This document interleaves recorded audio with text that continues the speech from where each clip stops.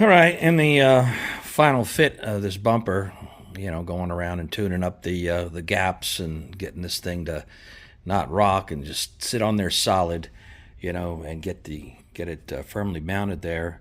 I went around and I checked all my mounting points for my backup sensors, my proximity sensors, and they were all about 2 degrees tilted out of level, pointed towards the ground. So even though I had them all epoxied in, or I thought I had them epoxied in pretty good, I decided to go ahead and cut out the center section, and I took some large washers like this, and then I reintroduced them here, and then with the bumper mounted, I basically tweaked them until they were exactly right, or slightly pointed uphill a little bit. So I don't want them pointing down towards the ground. So in the process of that, I had to recover the little items that were epoxied in that hold the sensors in. Now what I had done was I had basically captured them with the epoxy, but since I was drilling all of that out, I was hoping I could recover these, and I did. Basically all that epoxy, just as I thought, would popped off of this plastic. So even though they were captured, they weren't really, the epoxy really wasn't stuck to these pieces. So in an effort to make a little bit better attachment point, what I'm going to do is I'm going to run a capture over these tabs over here, and then either weld it or rivet it in so that it's captured better than that epoxy was doing. Epoxy's pretty good, but the other thing I discovered was a couple of them in the process of pulling them out. See, this one looks pretty good, and it's got both of its side tabs there. This one here, it's a little rustic because it was completely torn away when I drilled it out. So I had to basically figure out a new method, which is working pretty good, and that's to take some ABS plastic and basically plastic weld, which is a process that it's known. It's nothing, no invention of mine. Just I'm taking a soldering iron here. Sometimes you get a soldering iron with a little flat tab on it for doing this kind of thing. And I take the ABS, which that's ABS plastic, and I'm basically just taking it and I'm melting new tabs right directly to it. And this one here is actually a reconstruction. These tabs were completely cut away when I drilled, because I drilled too deep. And I'm going to clean that up with the little die grinder, making sure that I don't change the face. There's a little face here. You can see that basically it's got to go flat against that back. So I don't want to grind on that and make that, kick again, because this is what's actually holding the sensor. So this has got to go flat up against the back of that washer. It's on the back side there. But basically, I found a new process that works with this, and it's going to be handy later for anything that I come across that has this type of plastic and I can't glue to. I'll just get some heat to it and melt it together on the back side. Anyway, just thought I'd show you that. Almost there, folks. You can see I remodeled this edge here, rebanded it so that it's got a consistent gap over there and over here, so it looks the same across the front of that bumper relative to the tail lights. Anyway, moving on. All right, I'm getting ready to reattach these housings that I had glued in here, and I had to cut them out. Anyway, this time I'm going with a mechanical fit. I've got these little tabs that are attached mechanically with these countersunk rivets and steel rivets, and they're through the tabs on either side. I'll use a little hot glue on each of these tabs to get it set firmly in place. Well, the hot glue won't hold it for very long, but it'll hold it long enough for me to get this sensor back out so I can get around all four ends of these tabs here and tack weld it. The sensor's in there to make sure it's centered up over the hole, and then I got a nice flush fit on the other side.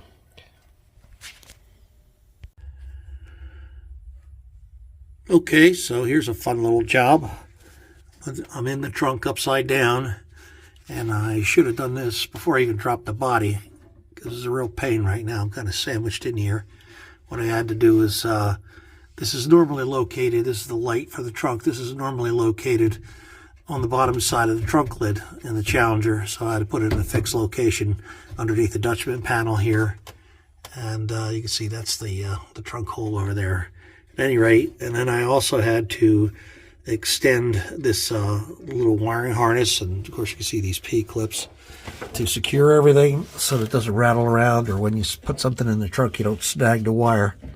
So anyway, that's what I'm in here doing now. I got a lot of little jobs like that I got to do back in here, upside down and backwards. At any rate, good times. All right, I had mentioned in an earlier video that I was a little concerned that the close proximity with this a drain for what I'm calling the bathtub, which is to catch water that gets into the surround for the gas filler, and also the fact that I don't want to see any possible fluids, either gasoline if something should happen to this connection here. Or any water should get past my hose clamp up here. I don't want to wet this module over here. So basically, taking some of the sound deadener material and took the sticky, there's a sticky back on the foam side, so I took that off and just put some foil on the back side of it so that it's slick on both sides. Then I took some HVAC aluminum tape and I sealed up the edges over here, and I'm just going to slide this pad in between those items in order to shield this from any possible liquid that might get on it. If it leaks water or gasoline, it'll just end up down in this pan over here, which it could be drained out over there and won't cause any problems. At any rate, I don't want it to affect that wiring or that module. Okay, you can see how that works. It's just slid in behind, held into place by the fact that it's a squishy pad, and it's all crimped in there behind the fuel filler and this little overflow for any water that gets in. So that isolates that electronic box, and I took and picked this harness up also for the plugs, get it up off the floor just in case we get any water intrusion.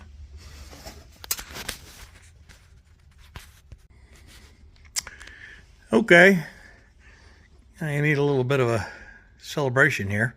Finally got everything on. Everything's smartened up, tuned in, beat back, adjusted down, pulled in, all that good stuff. At any rate, that's what the tail's looking like with the bumper on. You can see all the sensors are in the bumper.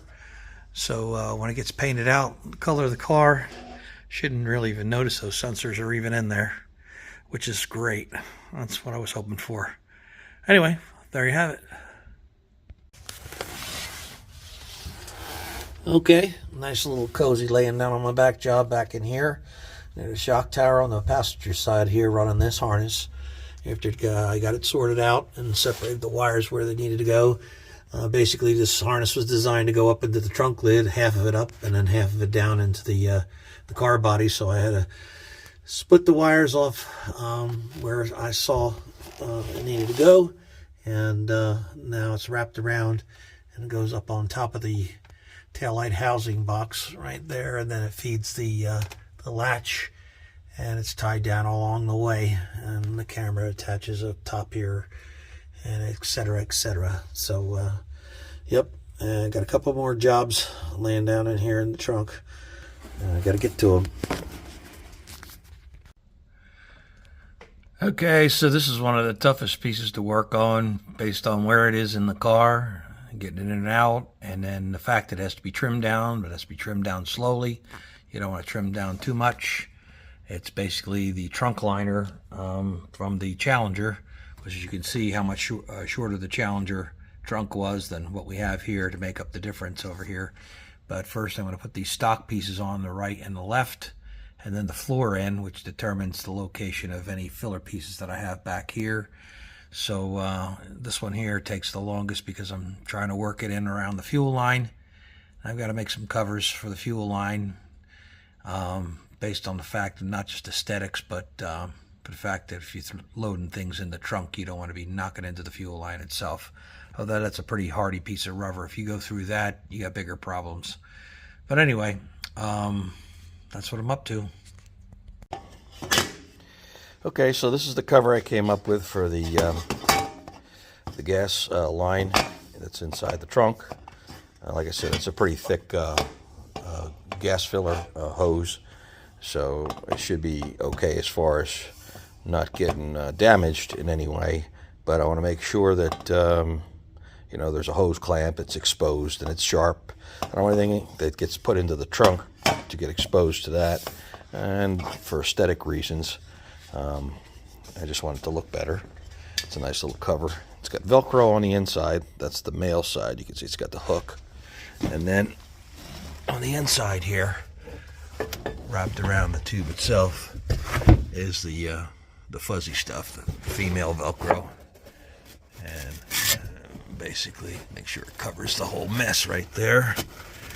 And just press that in real good. And that's on there pretty good.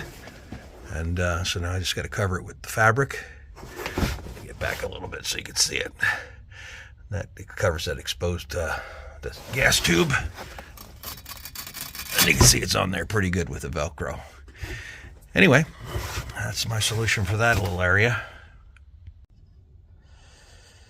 Okay, so this is what it looks like after it's been upholstered with the trunk felt. So that's ready to go in. All right, so that's what it's looking like in place.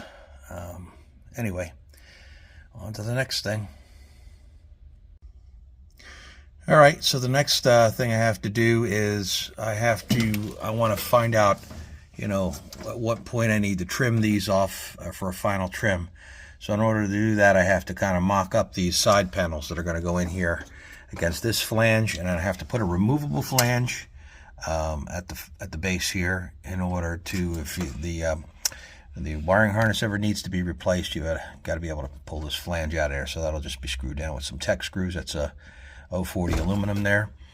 At any rate, I used a small bullet level to level down from that flange down and mark it there, then ahead an inch to make up for that little flat flange on the bottom there. And that way I have something to put my my side panel against at the top over here and at the bottom over here. This is about 2 1/4 inches high. The floor here in this area will be raised about 1 1/4 inches to clear the wiring harness that's sitting over here.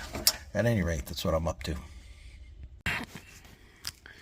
Okay, so that's that side in, that's that side in, and that's the floor of the trunk, which this is a lift up piece right there in. So now the remaining areas that have to be done is to build out this back, cover all these areas with the latch, these side extension pieces.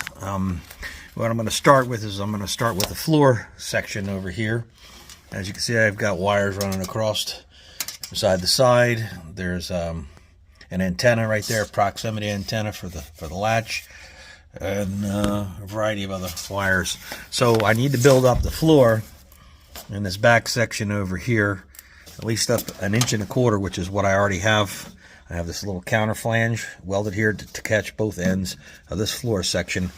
And then I have to go down and pick up the rim with a little return lip here of this trunk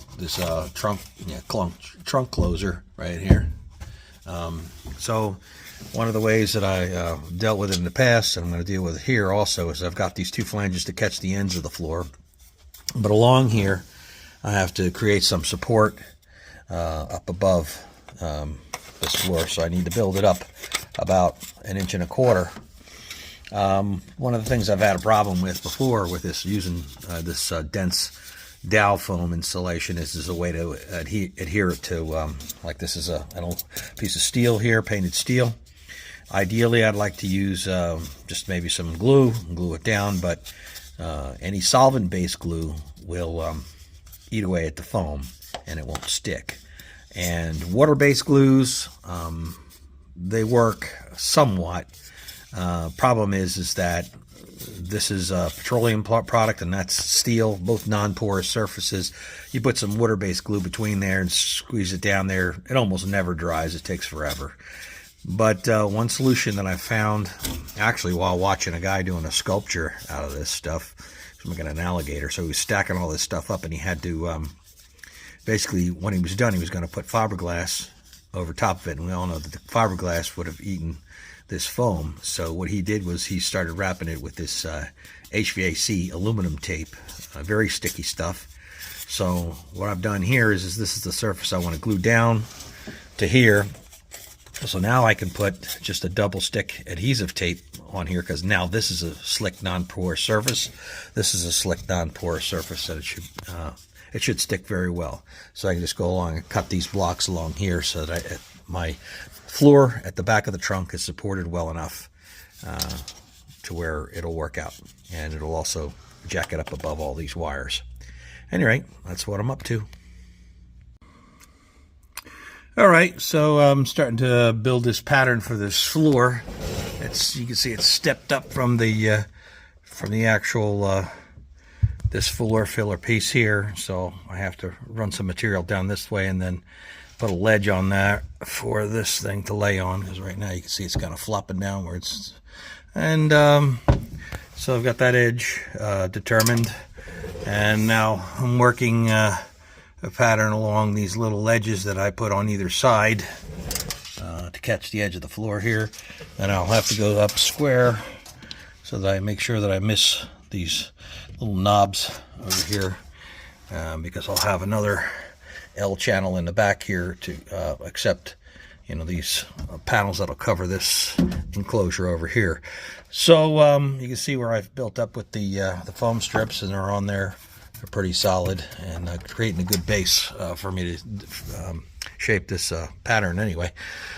That's where I'm going to leave it for this week. And hopefully I'll be able to wrap this up in the beginning of the week, next week, and then it's on to the front of the car. I hated to have to go back over all of this stuff, but you know, it just had to be done. And so I appreciate everybody for watching, and I will see you on the next one.